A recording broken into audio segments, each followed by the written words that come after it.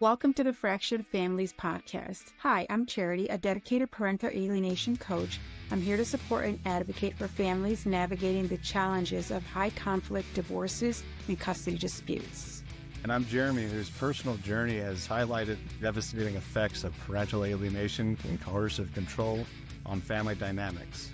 Together, we're here to shed light on the struggles many families face, offering insights, strategies, and hope to those seeking justice and healing. On each episode, we'll explore real-life stories, expert advice, and practical solutions to help rebuild and strengthen the bonds that hold families together.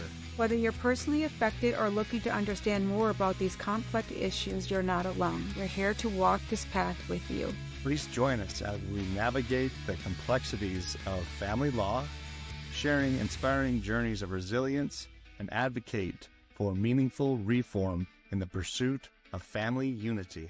This is the Fractured Families Podcast, where every voice matters and every story counts. Welcome to the Fractured Families Podcast. Today we're joined by John Israel, a father who has faced a long and challenging battle for his relationship with his children. John has not been in contact with his daughter for over 3 years and sees his son very rarely. He's been fighting in court for 13 years to ensure his parenting rights are respected.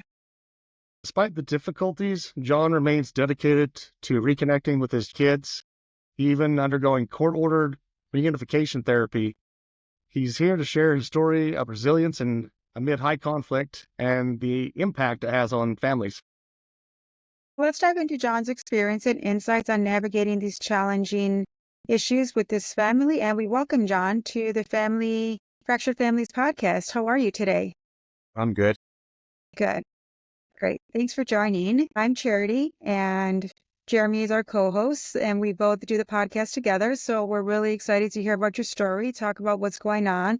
We know that there's been a lot of tragedy that's been happening with you and your children. So why don't you go ahead and tell us a little bit about what's happening? I started this in 2011. I'm the applicant in court proceedings. I started the application out not seeing my kids.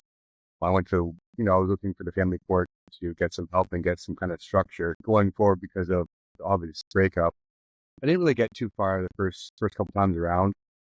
I found that the court mediation was a little bit geared towards one side, and if you're not having a lawyer right away, it could really diminish in your options for going forward.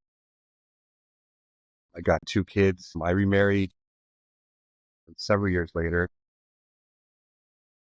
My wife, Jordana, she has 2 kids from a previous. She was also married. Our kids got along fabulously. Everybody always commented on how our kids never fought. I really don't remember disciplining them. Like, all the kids had a very, very good relationship between them. There was 3 girls and 1 boy. Yeah, everything was good until the kids started voicing their opinions more about their time over their mom's house, how it wasn't as family oriented as what I had. Like, I'd already remarried and we had a great family. Like, every other weekend, I see my kids every Tuesday and Thursday for dinner visits. So it was that was like that for a number of years. There's still very high conflict in between. But as you know, like, if I have to go to the court system to see my kids, then there's already an issue starting out, right? And unfortunately, kids have been stuck in the middle for a very long time. We had a really close-knit family, and that was all torn apart when, the kids wanted to make a bit of a stand and, wanted to have more time with me and my family over here. My mom didn't like that. Really, with how things afterwards, like, last couple of years, it's been pretty hard. It's a constant litigation. It's very high conflict, and to try and navigate through that on a consistent basis with the bombardments from, trying to triangulate in between my wife and I, that's what my ex was trying to do, and was saying things about the kids to me to try to get me riled up, blatant gaslighting, disregarding of the court order, things like that. Just anything you can do, just be a menace and create as much difficulty as possible on every exchange, every communication, every email. It's, I can't go to her house because I'm violent, abusive, I'm all these things. So it's like, I don't know, it's damned if you do, damned if you don't kind of situations. You just kind of tread the water as lightly as possible and not try to, rock the canoe too much. I've had no contact with my daughter since August 2nd. Mom ghosted me for 2 years. So I knew nothing about the kids. They only live 7-minute drive from my house. So my stepdaughter, who's still here, goes to the same school as my daughter. And before all this, they were best friends. They grew up together. Like they were like 5 years old until 13, at least. So they were best friends. And now they're in the same class and they don't even talk to each other. But they don't understand. Well, Georgia's stepdaughter, she kind of knows because Hannah's not to talk to anyway from my side. Right? We're all evil and things like this. It's not cool to talk to anybody on dad's side. Yeah, for sure. Yep. What are some of the biggest challenges that you face during the custody battle, and how do you cope with all that?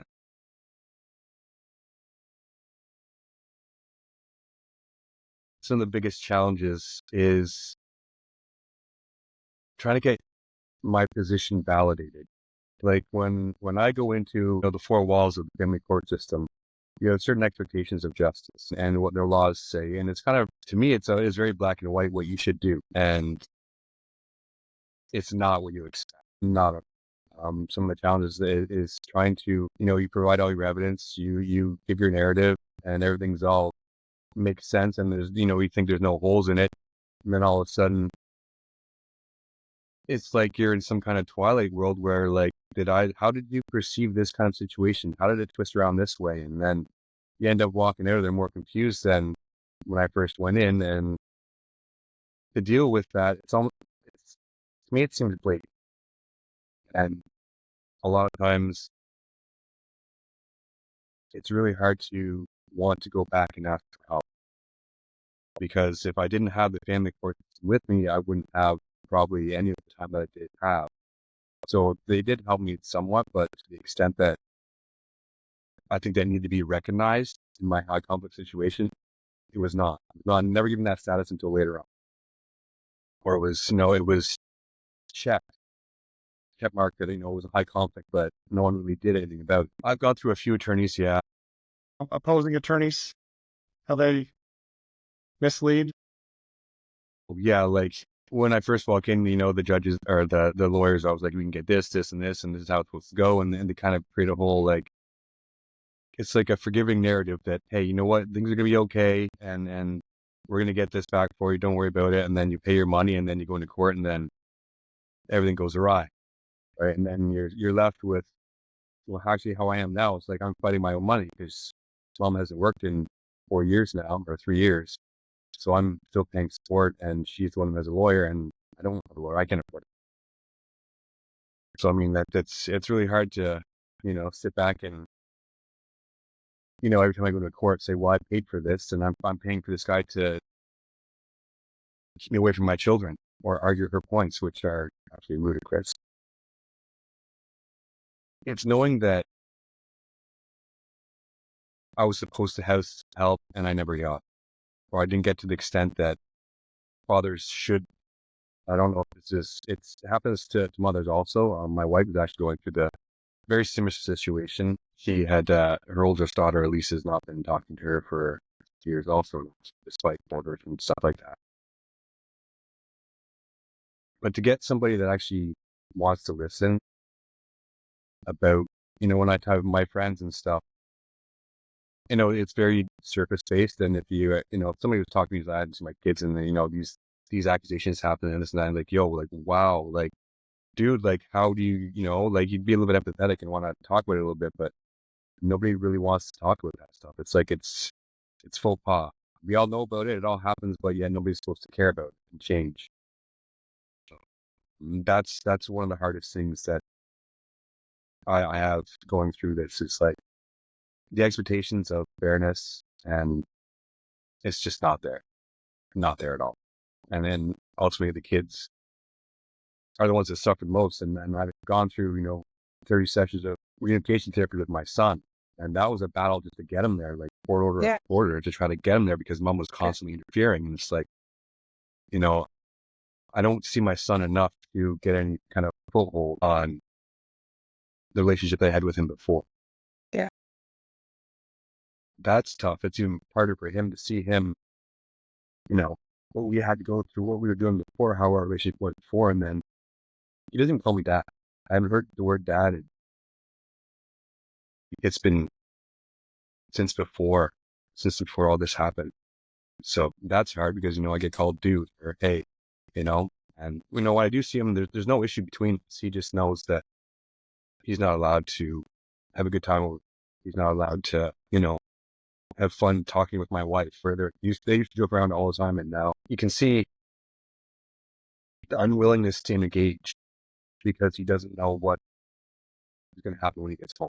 And for me, that's really hard putting him back in the middle when I went through a 2-week trial, and to go back to the same situation is just absolutely preposterous to me. Putting, my son right back in the middle of things, right back in the middle of conflict, and even more so. And that was 2 years ago. Our trial was, and I'm still kind of waiting for some kind of stability. That's hard. That's hard on my wife. We Yeah. had plans of, we had a good family members, all 6 of us. And, it's just me here in Georgia, the one step who's actually, she's been a saving grace. She is a great child with all the stuff that she's already gone through. And I got no complaints about her. She's a great kid, very resilient.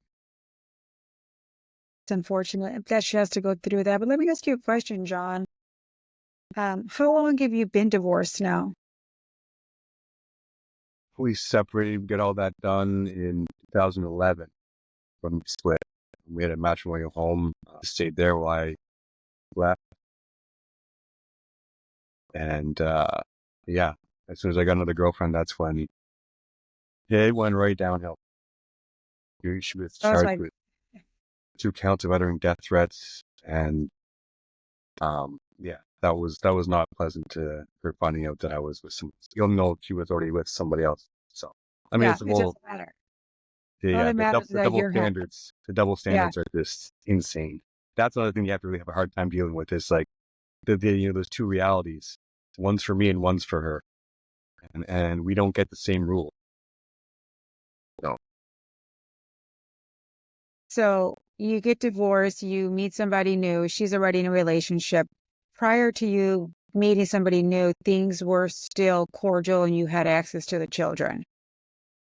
Yeah, actually, she was seeing somebody else, but then I could see the kids whenever I wanted. She wouldn't tell her boyfriend whatever I was over there, which is funny because actually we had a children's lawyer when I was in trial, and he was making comments because my current wife and I had we put a lot of stress on us during our relationship a few years ago, and we actually had a brief separation.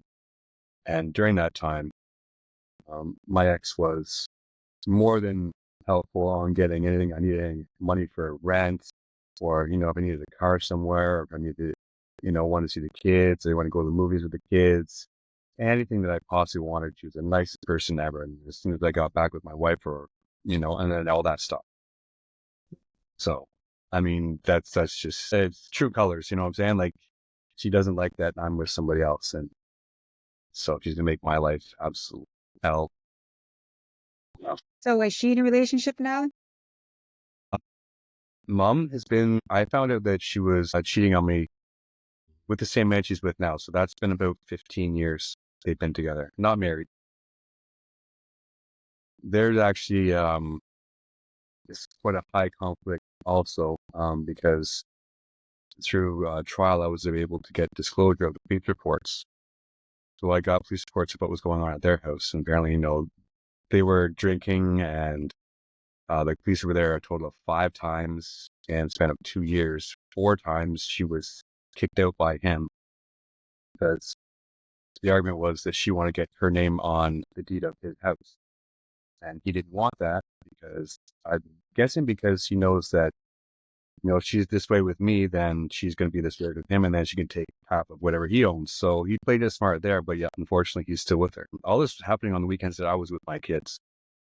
So that's even more concerning because I left, picked the kids, and then I went back, and then there was still high tension in that house when I dropped off the kids, and I had no idea.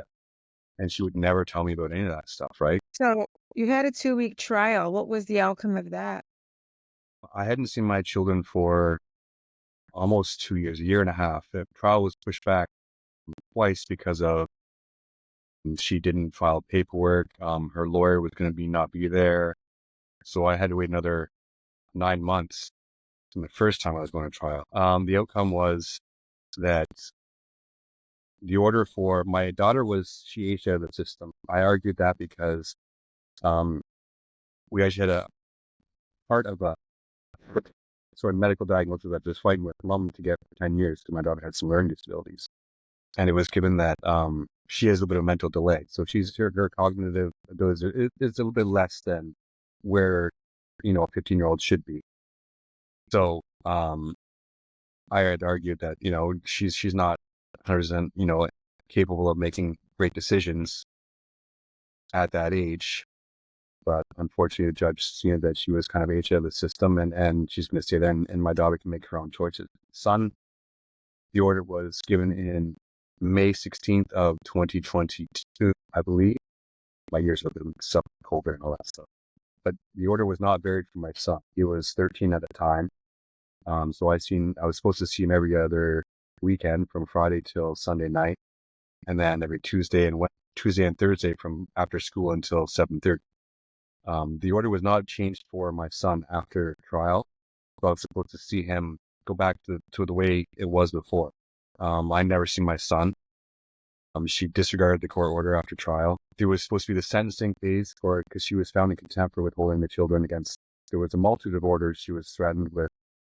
It said, December of 2021, she was told to immediately return the kids to me, and she just completely disregarded that. It's more than a few orders. Like judges warned her, probably I think 4 different judges warned her of compliance and the awareness of following orders and things like that, and she never did it.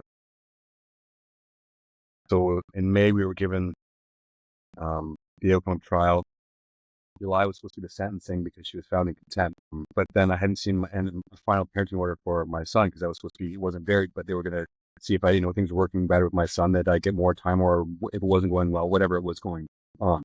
But I had not received any reunification therapy with my son yet. So he was always interfering. So another time we were missed at that time because an order had to be given so I could see my son in reunification therapy. So again, it went on until November, and then she was supposed to get the penalty for contempt of withholding children and all the rest of the stuff.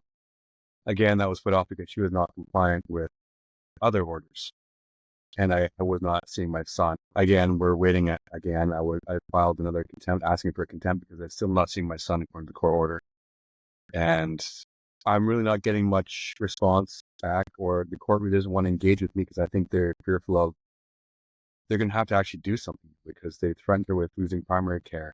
They threatened her with incarceration. They threatened her with fines. And she's still not following. And that's not normal to me.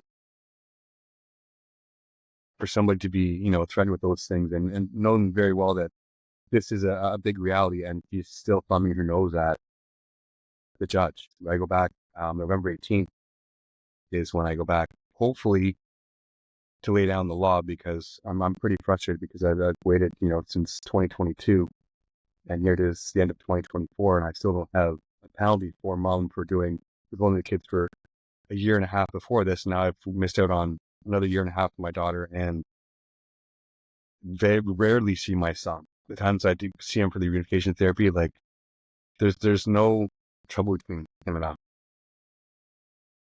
He just knows that he can't. He's just under mom's thumb, and he's living in that environment, and there's nothing that he can really do about it because he's been so, like, his opinion doesn't matter. His feelings don't.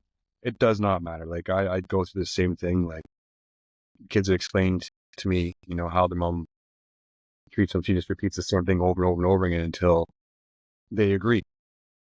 And she does the same things with me. So it's like, I understand how you guys feel. But I was really unhappy with the outcome trial. Really unhappy with it. I don't have the money to file an appeal. I don't know. You guys are in the States, right? Yeah, I'm in Canada. So I don't know. The rules are a little bit different. Generally the same, but yeah, it's costly to do that. So I was still kind of hoping that the system will come through some way, somehow. I don't know. because at this point, I think that the case judge has actually put themselves in a bit of a corner because now you've thrown all your threat cards out and she's still not doing it. So what do you do now? Because now you're risking me not seeing you as an authoritative figure because you can't do anything to her. Then, why am I still being a chump following the court order? Like, I don't know. Why am I still doing it if she doesn't have to? There's no consequence, right? And that really seems unfair. Like, I don't want my children to suffer. They suffered far too much already. So sometimes it's just, you have to suck it up and bite the bullet. And it's not a nice bullet to bite.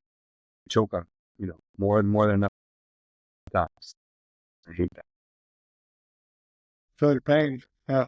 At any point, have you had an expert on the amount of psychological abuse that has been inflicted on the children to help sway the judge's decision and potentially, and reunification therapy is a great start, but if she's going to continue to not allow him to visit with you after the therapy is implemented, then none of that matters. And to your point, if she just keeps disrespecting and disobeying the court until they jail her or keep her away from the child, he's going to continue to comply with her because he lives in fear, right? He absolutely lives in fear, and he better not dare have a good time. He better not indicate or imply that he's having a good time because he'll get the wrath of her for that, right?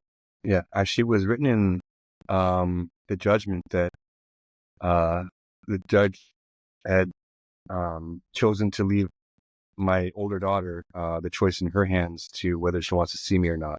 She said she was tempted to leave that choice in my son's hand because at the time he was 14 and a half or so. But then she actually said that, she can't leave the choice to him because he's going to follow what mom wants because he knows that mom doesn't want me there. So that's why she felt it was necessary to order the time. Yeah.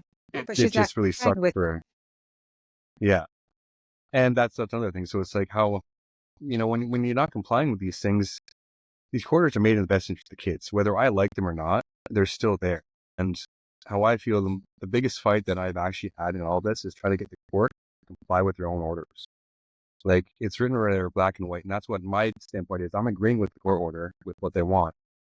Yet when I go to court and I try to get them to enforce their own orders, it's like they kind of backdoor me somehow. And all of a sudden it's like, I don't feel like there's enough consequence or straightening out of everything. Basically, nothing's ever really been written against me.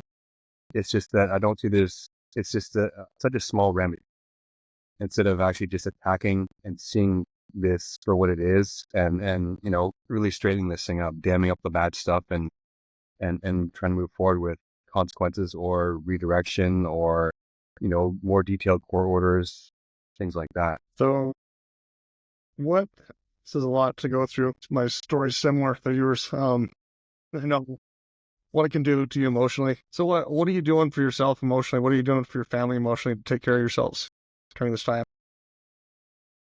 If I didn't have my wife, I probably wouldn't be here today. When we first met, she was in school to be a law clerk. So she got into family law and she was a law clerk for a good number of years. She worked downtown Toronto. She worked here in my home city of Oshawa. But she had to leave that field because she sees how it is for many fathers and she couldn't deal with it herself, especially dealing with, in her own personal life here with me and then seeing so many other dads going through the same things. And it's not just that, but it's like the system, how broken it is and what it does intentionally, I feel sometimes to break families apart. And that's really how you can control families in a large amount in society is, you take the man out of the picture, you make mom, if she needs resources and she needs help, the government steps in and says, hey, by the way, I'll give you this. And then if you really want to be on my side, then I can do this to him and then pay off the vindictive side. Yeah, it's a whole horrible cycle. There's a lot of incentive for divorce here in Canada, and it doesn't really turn out so well for dads here. I think it's globally. I think there's a really strong undertone that courts make that conflict, right? I mean, one of our other guests said the last thing she wanted to do was appear in court because she knew that the minute she went to court, that's where it gets chaotic, right? That's where it gets Yeah. complicated. And that's where the tensions arrive and the courts pit you against each other, right? And they force mediation and they know it's not going to work. So it's just another incurred cost. And then when it does fail, then the child support requirements. And then I don't know about you, but here in the States, you know, visitations where you have to be with somebody, you have to pay for that, right? Reunification, you have to pay for that. All this you're investing in your relationship. And then at the end of the day, she still doesn't get any consequences for not allowing you to spend time with him. Yeah. I mean, she's not working. So at the end of the day, the judge actually put all the financial burden on me, but yet she took Of away course. all the meaningful responsibility for children. Like, I don't really see my son. I don't really have a chance to raise him. I don't see my daughter at all, and I don't get anything from school from them. So where's the meaningful responsibility I have? I don't. I have no emotional support that I can give them. I text my daughter all the time. It just, sits on delivered, and then maybe once every 4 or 5 months she'll read it, which just makes my day. Because, I see that, if she still cares. If she didn't, she actually hated me, she would have blocked me a long time. Kids nowadays know how to do all that stuff on the phones and whatever. And that's the only hope that I have, really, that, someday my daughter and I will be able to speak again. She doesn't hate me. She doesn't block me. She still reads my messages, whether it be, once every 3 or 5 months, that she still reads them. I don't get anything back, but I know that, her mom has the same Apple ID as her, so everything is monitored. And that's why my son doesn't text me back either. It's the whole dynamic of seeing the kids and what they're going through.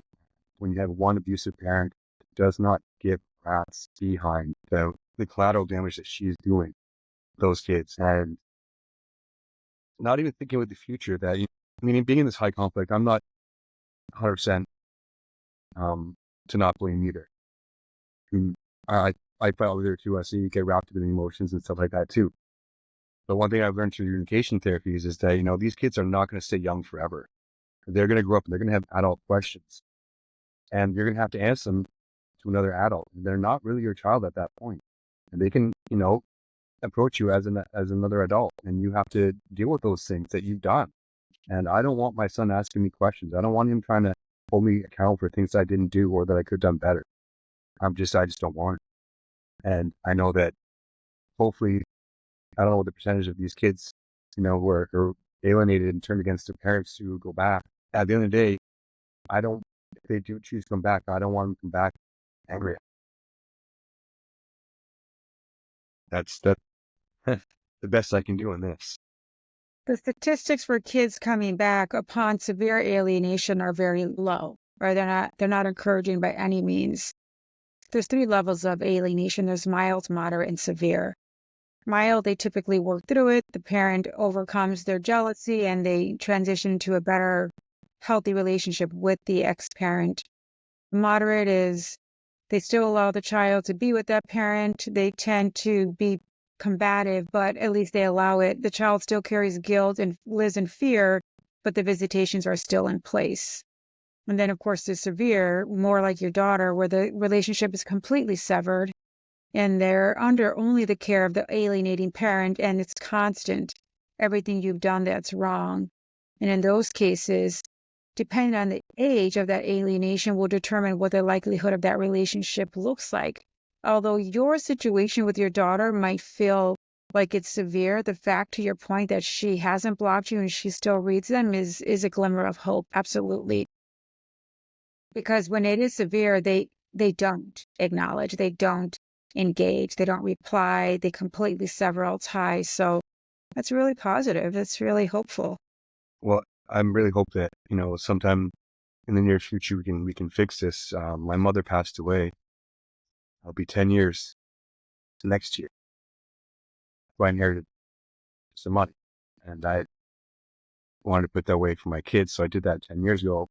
My mom and I talked about it before she actually was terminal for many years. So I put them in savings, 10-year savings, and those things matured next July. So there's, those kids have, $35,000 each, and I don't know what to do with it because I can't give it over to their mother after what she's done.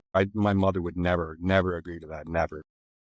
So I'm really hoping that I can repair the relationship with the kids so they can have the benefit, because I was, 18 years old and I got that amount of money.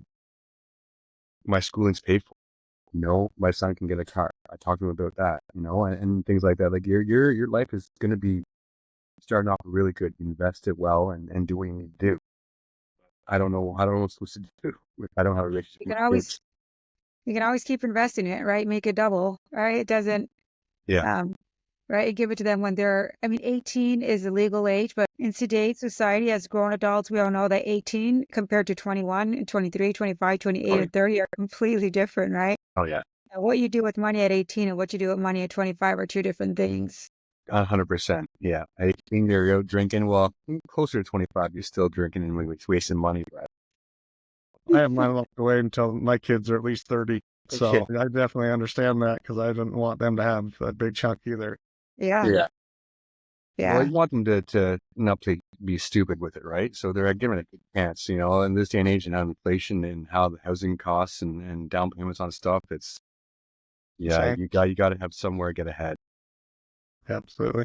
So you have the next court hearing on the 18th and you're hoping for positive outcomes. Sounds like your wife is keeping you grounded and your stepdaughter is, gives you guys some hope. Yeah. I mean, for the 4 kids, my 2 kids, I haven't seen them, and the oldest stepdaughter, she hasn't seen her mother. My kids, my daughter, obviously, she is not doing so well in school. My son used to be a B student. Now he's getting D's. And then the other oldest stepdaughter, she went to college and she dropped out of the course. But then the one child that's staying with us full time, she's doing amazing. She's got honor roll. She does just everything that she needs to do. She does her homework. She doesn't give us any trouble. She's got a steady boyfriend her last 2 years. We never argue. The only thing we have to bug her for is clean up her room. That's about it. And for a 16, 17-year-old girl, that matter, and she is just an absolute angel. That child. It's her personality. I'm just really happy that she's doing so well. And that, my wife and I can take credit for that because she doesn't really see her father that often because of how she's broke, is how he's broken up is between his sister and her. So yeah, I'm just really happy with that. And my wife she's great. She's very articulate. Every time I get a little bit down, kind of smack me in the back of the head and remind me of what kind of person, what kind of father I was before all. And Yeah. what kind of father you have been through all this? Listen how hard you fought. Like, you're still leaving a trace of who you are at heart. Oh yeah. They can't say that I didn't fight because I know the people at the court. They know me. They know my case. So when I go in there, they're like, oh, Israel versus Aldrich, whatever, and there it is. And I'm on my 4th box. So it's very, very, I can't say that I didn't fight. I missed out on how many days of work to, being self-represented it's hard enough. And you have to commission everything yourself, file everything yourself. And that's, an afternoon off of work every time. Yeah. So that's not exactly easy to kind of organize your life around that. Are you using any resources on that self-help, on the pro se? Well, fortunately, like I told you, my wife was a family law clerk, so she understood a little bit. But then over the years, you go to like the Canadian website, government website has all the court documents and things like that. And you go to look at the family law rules online. It's all online resources you can get. If I have a question, I can go and research and find it. It's just being able to apply your questions and get an answer from the family law rules, which, it kind of does leave a lot of gray area argumentative wise. So I understand why it is the way it is. When I go to the courthouse, they don't really get too many pamphlets and I went to the information session before and, it was kind of a general mass, like a conference kind of thing. And they gave you some information, but no real questions and nothing in depth. And they didn't kind of prepare you for what the family court system actually is. And if you actually warn people of the consequences of not working it out between yourselves and creating more conflict, it's just going to get horribly bad for everybody. So I think they really need to put more emphasis on, like, lower the conflict, guys. Like, work through this, stop wasting your money, because it can go to your kids and to yourself, your retirement, your family trips, your kids' schooling, all that stuff. It's just a big fight, money grab. It's a big money grab. And there's no money in resolution, right? No. The lawyers love, she said this, or this, maybe we can do this and do that. And they have antagonist situation a lot too. So I much prefer to do a self-represented. At least that way, it's more genuine and honest. Like, I am who I am. I'm speaking for my kids. Like, I don't want to pay somebody else to speak for my kids, even to my own detriment. Like, it's my fight. It's my battle. I mean, I can get all the advice I can, but if I can't afford it, then I'm going to have to step up and do it myself. We met a guy out in Connecticut that has a bunch of YouTube videos that's pro se and teaches you how to use some of the AI platforms that they'll actually help you read or write some of your stuff for you. I was actually talking to my wife about that earlier using ChatGPT. I'm like, how do we if I put a bunch of paragraphs of stuff in and then just say, give this query and say, do this, according to this, and then, Yeah. I use, Pretty impressive. Is it the cloud or cloud, something like that, the Google version? And you can upload a lot of documents, like all the ones you want to resource to, and then you upload whatever that you want to go against or whatever. So we're learning how to write legislative bills by using that whole thing. And it's incredible stuff. But I can't remember that guy, Charity. Do you remember his name? Larry DeMarco. Larry DeMarco. He has a bunch of YouTube videos on Pro Se to help you out. That's what he could have went and made all that money by doing this shady stuff, but just like your wife, he just didn't want to deal with it. He didn't want to get involved with that.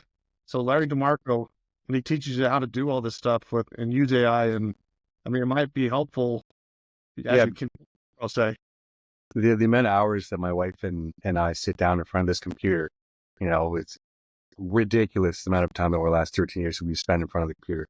And we originally bought this computer for my son being a gaming computer, and then we just have, Word documents on it now. Oh, that's depressing, but. Well, John, we're about to close out. Do you have any final thoughts for us? Any final thoughts for our guests? Well, I'm really happy that I got a chance to talk with somebody, because it's really hard to come across people that actually want to talk about these things and have any kind of forward movement and care about certain situations. Because I really think this is lost in the mess of everything that, kids are suffering more than what we really understand. So I just really thank you guys for doing what you're doing. And the rest of you out there that, hope is still there. You got to have faith in something. There's got to be a purpose, right? You got to keep your purpose. Yeah. Thank you for joining. You can keep following me on Parental Alienation Israel on TikTok and Instagram and Facebook. And I offer coaching services for alienated parents. And Jeremy has his. Yes, I'm Jeremy McReynolds, Jeremy, the alienated dad. I have a bunch of stuff out. So if you want to look at what I'm going through as well, same scenario, same crazy stuff. So I feel your pain. Making a documentary right now too, that hopefully can go Netflix worthy in the next year and really put a stamp out there to help other people. But we want to create that wave of change and more awareness and bring people togetger. So thank you for sharing your thoughts and your feelings. And I know how hard it is, and I commend you. Just keep fighting the good fight and keep, it's got to come around. Like I'm a child of alienation and adult of it too now. So I came back around, you know what I mean? And mine was severe. So just keep the hope up. Thank you very much. All right, John, thanks. We'll stay in touch. Keep us posted. Thank you for joining us on this episode of the Fractured Families Podcast. We hope our conversations have provided you with support, understanding, and actionable insights to help you navigate your own family challenges. Remember, healing is a journey, and reaching out for help is a sign of strength. You're not alone in this. If you have found value in today's episode, please subscribe, rate, and leave a review. Your support helps us reach more families in need. Connect with us on social media for additional resources and ways to get involved. Remember to stay strong, stay connected, and keep fighting for the family bonds that matter the most.